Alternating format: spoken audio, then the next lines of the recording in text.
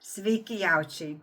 Jums ši savaitė bus stabilumo laikotarpis. Lėtas, užtikrintas progresas, daug rutinos, inertiškumas ir ypatingai palankus metas, jeigu jūs norite užbaigti kažkokius tai darbus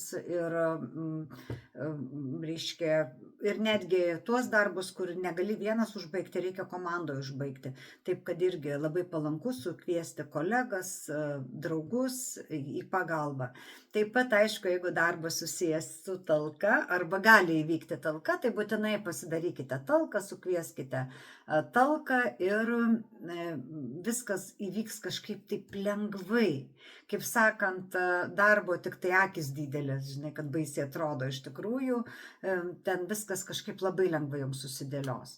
Dabar su naujais projektais šią savaitę labai atsargiai. Jokių naujų darbų, jokių naujų projektų, net jeigu keičiate darbą, sakykite dar po savaitės, ateisite naują darbą ir išeisite iš to irgi, kad vėliau, kad reiškia visos rimtos transformacijos būtų vėliau šiek tiek, kad nepulkite šią savaitę.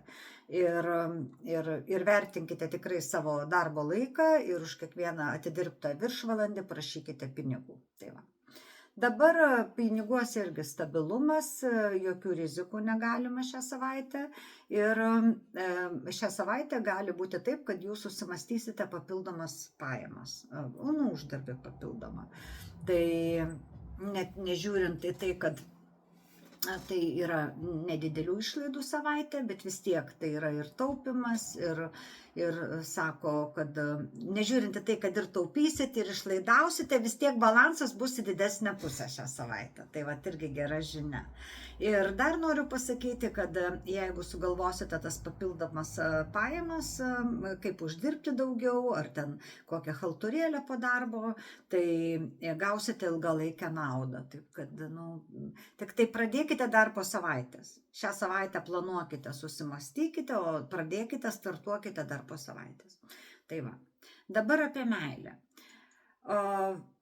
Reiškia, pakankamai harmoninga savaitė santykiams, netgi labai harmoninga. Didėja švelnumas, partneris bus šiltesnis jūsų atžvilgiu. Vienišiai irgi galit užkliūti vieni kitiems už akių. Taip kad toks, santykiuose pakankamai geras metas. Ir net jeigu pykotės, jeigu buvo įtampos prieš tai, nes jaučiam buvo santykiuose labai pavojingas periodas ir aš manau daug buvo ir skyrybų, ir nesusikalbėjimų, kadangi tiesiog santykiams, tai dabar jaučiam yra gerėja santykiai, gerėja, nes keli metai buvo prasti iki pat metų rudenio, realiai. Iki pat net šio pavasario, jeigu taip imant. Tai jums dabar tikrai maži dėmesio ženklai vienas kitam ten. Vienu žodžiu, grįžta šiluma, jeigu esate senuose santykiuose, ir nauji santykiai, tokie šilti, neįstringi, bet šilti santykiai, jeigu esate vienišiai. Taip, dabar sveikata. Gera savijauta, daug energijos, jeigu net turit kažkokių chroniškų ligų, tai ženklus palengvėjimas, toks lygioj vietoj, net be tablečių. Labai gera pasivaikščiojimai, ramybė ir atsipalaidavimas.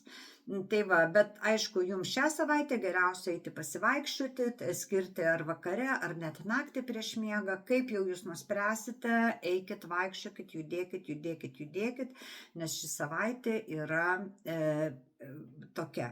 Dabar perspėjimas toks dėl sveikatos yra: venkite persivalgymo. Vienu žodžiu, neėskite, o išmintingai maitinkitės. Ir ačiū už dėmesį, neužmirškite dalintis ir mūsų palaikyti. Iki kitos savaitės. Ate.